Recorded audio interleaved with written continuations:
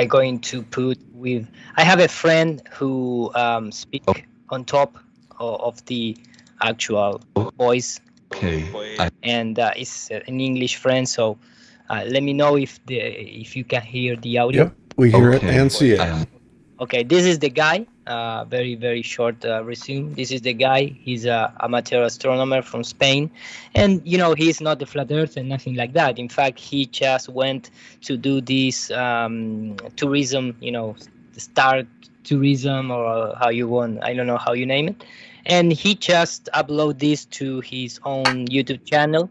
And of course, at that time, everybody was searching for anomalies in the heliocentric model, and I remember finding this video presented in the Spanish community, and of course, if you go right to his YouTube channel right now and search for this video, it's filled up with all comments, from the heliocentric guys and the flat earther guy. But this is what he presents.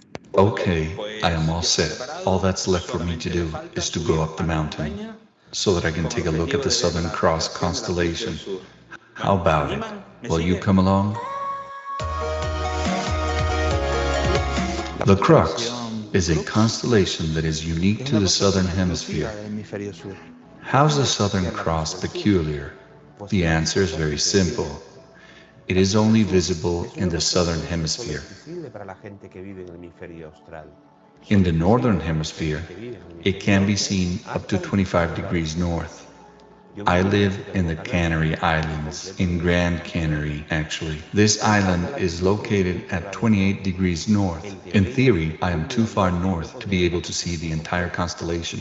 According to Stellarium, only Juxta Crucem, Decrux, Gacrux, and Mimosa are visible. A crux, however, is below the horizon line. Theoretically, that's how it is, but not in practice.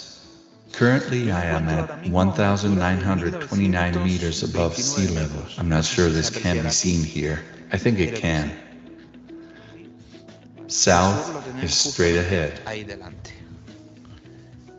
At this very moment, we can see the red line. I hope it can be seen here. This red line is the horizon and the Southern Cross. In 2 to 3 hours, we will see above the red line, which is the horizon from my standpoint, we will be able to see the Southern Cross emerge. Alright then, this is the last picture. We have the Southern Cross above the horizon. So, mission accomplished. Go achieve. We have seen the Southern Cross.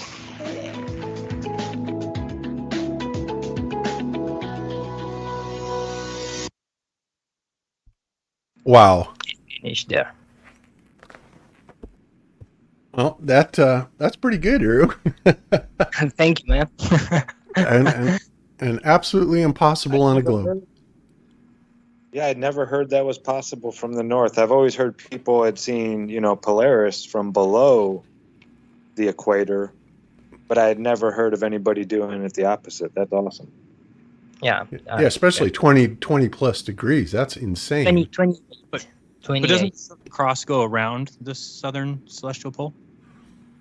Theoretically, yeah, but it's still theoretically centered around a hypothetical pole star, right? Which does not exist, by the way.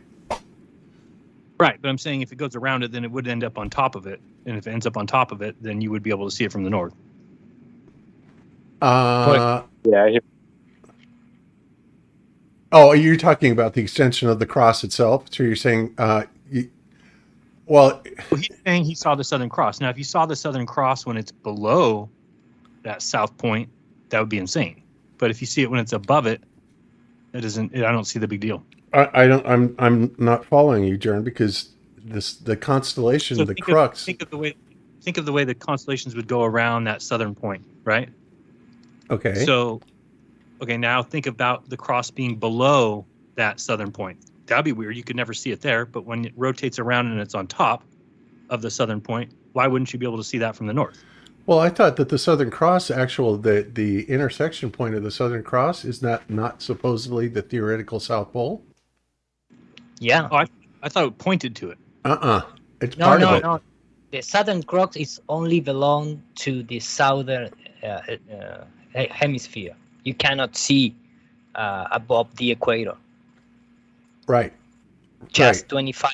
The maximum that you can see the Southern Cross is 25 degrees above the equator in the north, but you can only see part of the Southern Cross. You cannot see entirely. Got you. The entire thing. Okay, got you. Yeah, Right. exactly. Yeah, Yeah. you're confusing me there. It's like, oh, wait a minute. Okay, but yeah, and I think it is actually at that actual intersection point, of the Southern Crux itself, right, where the two lines intersect, is where Sigma Octantis, the constellation supposedly resides, right?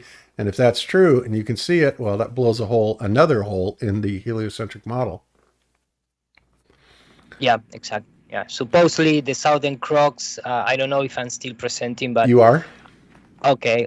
Supposedly this is the Southern Cross here. So if you are in the spherical world, you have just a narrow window of opportunity to see near to the equator to see the Cross, and the guy is far away from that narrow window of chance to see that. Is 3 degrees more in the north. So that is why he said, theoretically, I cannot see the complete Southern Cross, but in practice, I can do it. And not just he did it, but he also see very well. I mean, really high above the horizon line. So, the guy, right, like I said, the guy is not a flat earther, but he makes that exercise and present to his own community, and for us is a nice observation, at least to take into account. Yep, beautiful. Well, that's excellent, Yuru.